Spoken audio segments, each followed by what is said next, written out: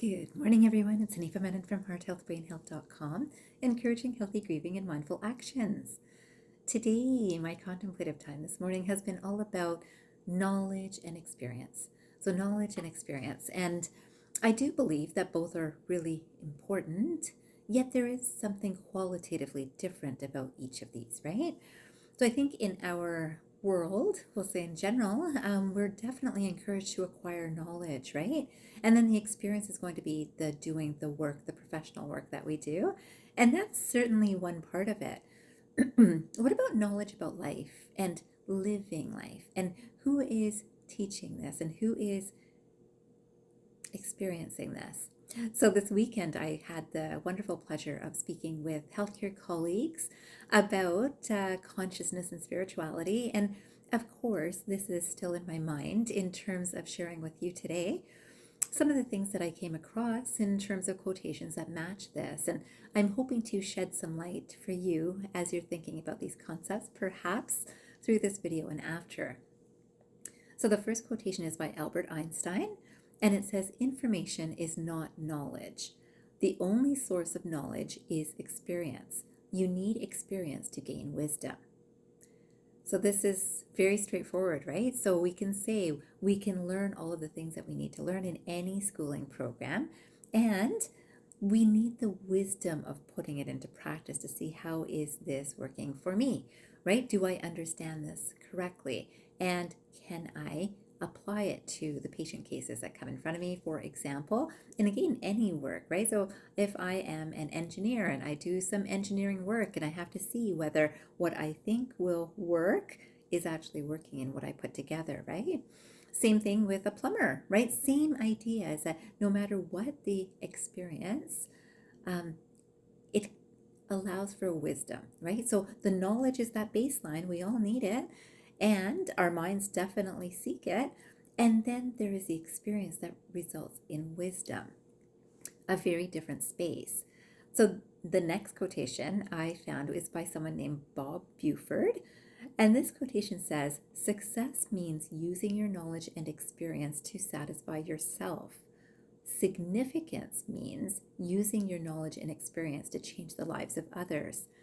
And this I absolutely love because I do think, no, feel that humans are purposeful and we thrive in having a purpose centered life. And when my purpose is about me, it can be satisfying. But when my purpose is about a larger group or more people, it's even more satisfying. And certainly outside of myself, it only needs one other person. But if it's something outside of myself, the experience of that and the wisdom of how that experience is so much more profound than the selfish direction of this will be good for me has to be experienced to really appreciate, right? So some of you might have experienced this, that again, I've got some knowledge, I know a lot of information, and yet I've got this experience and I don't feel very good. And I feel pretty wise, and that could be coming from an ego-centered space, right? I feel pretty wise. I've done this forever. I've done this for 50 years. I've done this for 10 years, whatever it is. A lot of times people think that, oh, the time and the experience that I've had through doing the work that I do day in, day out in exactly the same way, that isn't allowing me to connect with myself, it does leave people feeling less than satisfied. And only if we take a moment to actually consider what is making me less than satisfied, you might discover it's because you may have lost your purpose. I certainly feel that a lot of healthcare practitioners have moved in this direction. And it is as I was sharing with the group yesterday or Saturday, it is this collective ego that's rising in our society, and we are all part of it. And as it grows, humility and compassion decreases in that time.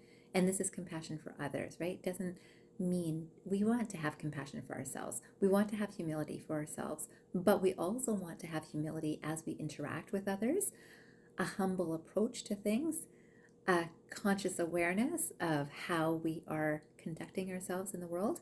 And this is a very purposeful life, right? So Again, as long as we can think of just one thing outside of ourselves, and it doesn't have to be a person, it could be a plant that you are nurturing and loving, and it takes that same sort of intention.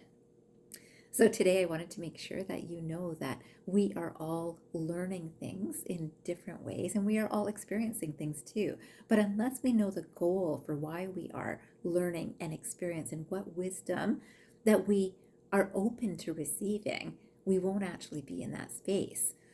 So today I would love for you to push your mind to think outside of your normal patterned thinking of the day, of this is what I do now and this is what I do next and this is what I do next, because your day will turn into weeks and into months and years in life, and see if you are satisfied at the end of it, not because of the amount of work you've done, but because of the purpose that's behind the work that you're doing.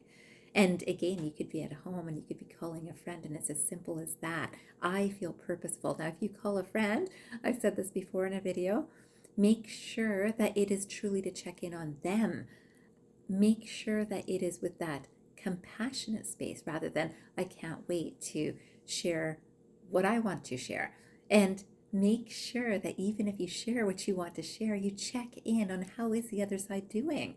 That's compassion in action. So I would love for you to have that experience that's beyond just the knowledge of this would be good, and to understand the wisdom that comes from that space too, and the satisfaction as well. Finally, I thought I'd finish with one more quotation. That's by Benjamin Hoff.